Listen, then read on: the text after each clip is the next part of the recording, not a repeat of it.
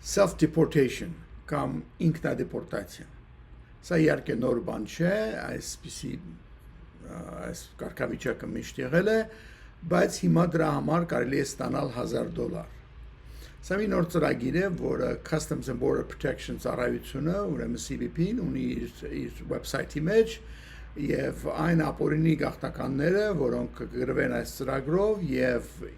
հեռացնեն իրենց, ասենք, ճամփորդեն որևէ երկիր, որտեղ նրանք ունեն legal status, կարող են ստանալ $1000։ Գաղափարը ինչ է, որ փոխանակ պետությունը ծախսի ռեսուրսները ինչ-որ մեկին հետապնդելու, ձերբակալելու, բանտերում պահելու, հետո իր հաշվին մեկին ուրեմն deportation անելու, ավելի լավ է, որ մարդուն տաս ժամանակ, ինքը իր անձնական հարցերը կարգի դնի եւ ինչ-որ պետք է անի, օգնությունը ստանա եւ կամավոր իր արժանապատվությունով հանգիստ ճամփորդի։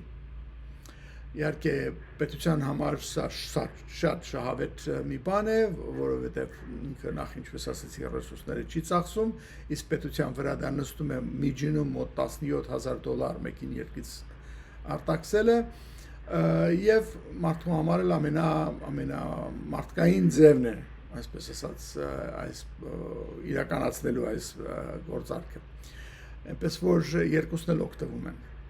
Ես Վարդան Վարդանյանն եմ, սա VV Talks իմ YouTube-յան ալիքն է։ Subscribe